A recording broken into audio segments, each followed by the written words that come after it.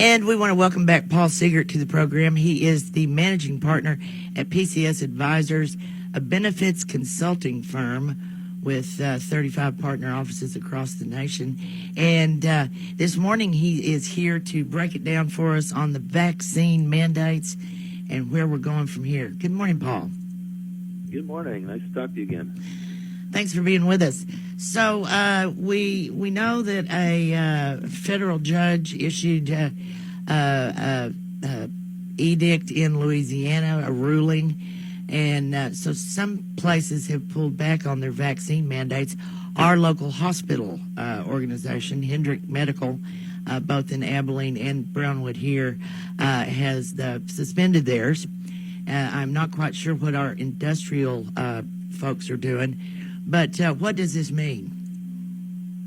Well, we have seen a growing trend around the country. Lots of these are on pause, these mandates, because of all the uncertainty around this landscape that's changing nearly on a daily basis. We have new information, and that kind of confusion is really not good for employers who, ironically, if you looked at this, if we had this conversation before the presidential announcement, before the OSHA route was announced, 85% of employers were telling us they were going to do some sort of a mandate.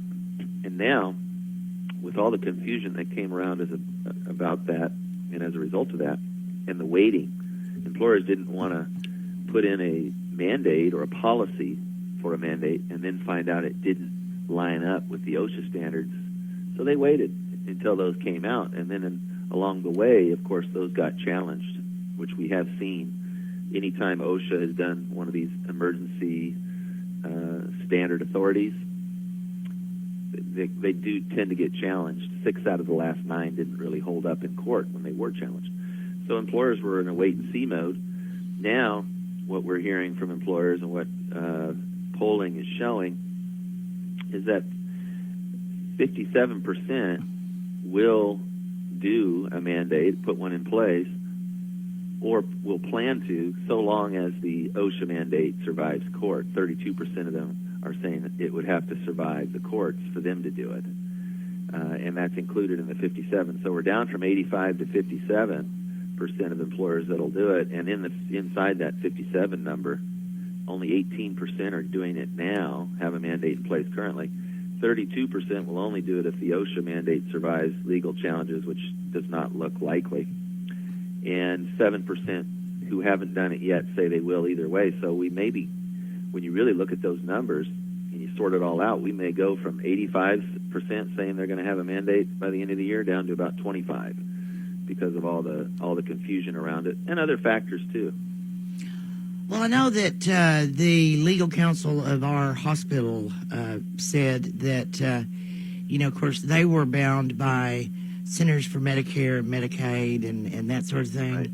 And they said if the courts say, then they will go right back to it immediately, yep. If it affects their funding in any way. Yeah, they'd have to. It's a real shame, too, when you look at it doesn't affect all markets in the same way. It doesn't affect all facilities in the same way. If you're Houston Methodist in the middle of a big urban area and you have to fire a few hundred workers, that may not be that big a deal. You can still operate just fine. You can hire other people and so on, and you have a big hiring market and hiring pool. But it's the more rural facilities which provide health care to a lot of people in this country that can't afford, that are more threatened by this, I guess I should say. If you have 3 or 4 or 5 key employees, skilled nurses as an example, that choose not to work at your facility anymore, you could literally have to shut down certain services or no longer offer certain services. And there are hospitals where this has occurred around the country.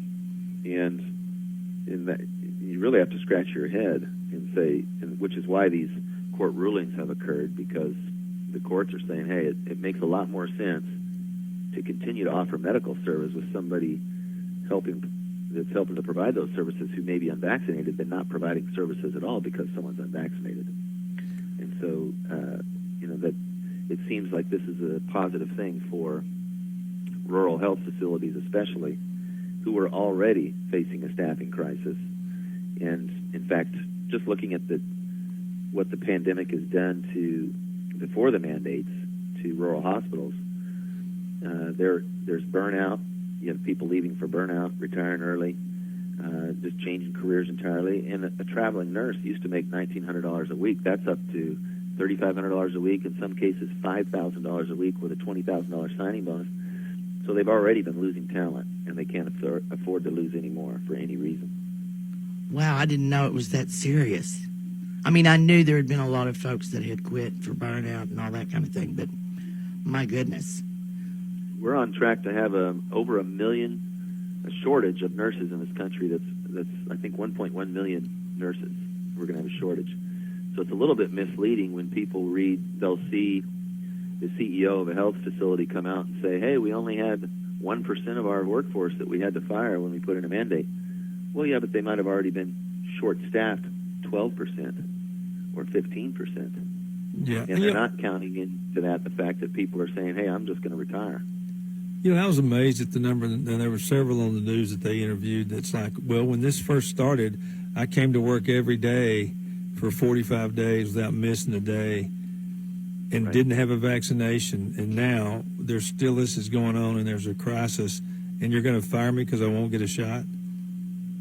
Yeah, it's pretty amazing. That's just, I don't get that. Well, and you know, the other thing is, it's a really amazing thing that we continue to largely not account for natural immunity in our way of looking at COVID. Yeah, but just in the last week or two, there was a study was done in our country where they went out and tested the population for antibodies. 92% of us had antibodies, and we don't have 92% who are vaccinated. And I'm not an anti-vaxxer. I'm just saying other countries, our peer countries, do tend to recognize the reality of natural immunity that you do get from getting COVID and recovering from it, when they're trying to figure out how protected are we as a population, how are we going on our march toward herd immunity, and so on. And we don't tend to do that, even though, because it's just become so political. And you can find a study, if you're against vaccines, you can find a study or an anti-vaxxer, or just someone who believes in natural immunity.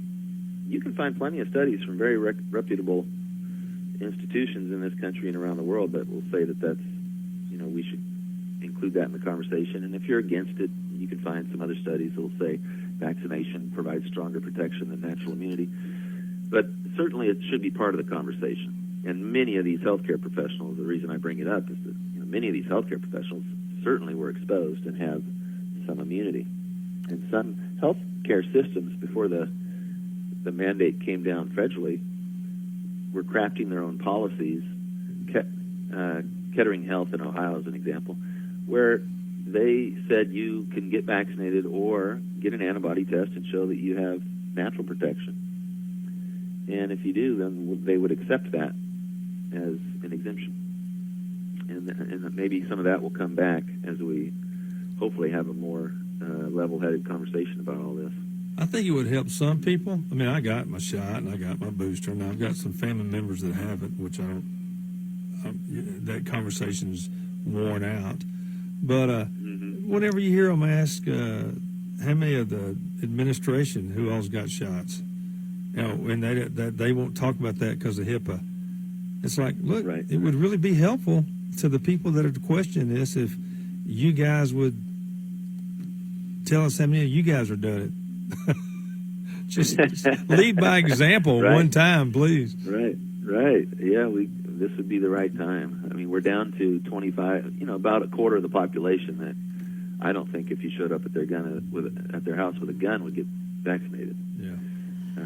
But on the other hand, a lot of folks have been exposed, so I think we should be having some pretty optimistic conversations right now around this topic, because we are much better protected as a population between vaccination and natural infection than we were previously. So as these new variants come along, and there will be others, we're not going to have the same degree of crisis as a result, because we do have a lot of people that have protection.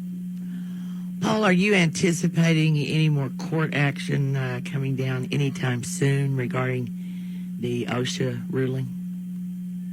Well, all right. What we're seeing is that it was in Louisiana, and I think it went up to a court in Ohio, and which also tends to lean a little bit conservative. So we're not expecting that it will survive in its current form. So I think it needs to be done legislatively, not through not in the way that it was done. So I don't expect that it's a pretty tall bar to meet for them to prove that there's grave danger and meet the definitions that are required for this emergency OSHA standard. So I think the stay will hold, my prediction. Okay, all right. Good to know, and good information. Paul Seegert, managing partner of PCS Advisers. And Paul, explain to our listeners what you do and where they might find out more information. We work with employers to navigate the healthcare system and provide employee health care on their health plans. And it's become one of the largest expenses for employers. It's inflationary, and frankly, employers, I think the system abuses employers, makes up for maybe revenue they don't collect on from other payers by overcharging employers, and we work to help them navigate through that. Our clients tend to pay about half the national average for health care for their people and have better than average benefits. And they can find us at PCS Advisers with an ERS.com. All right, Paul Seegert, thank you so much.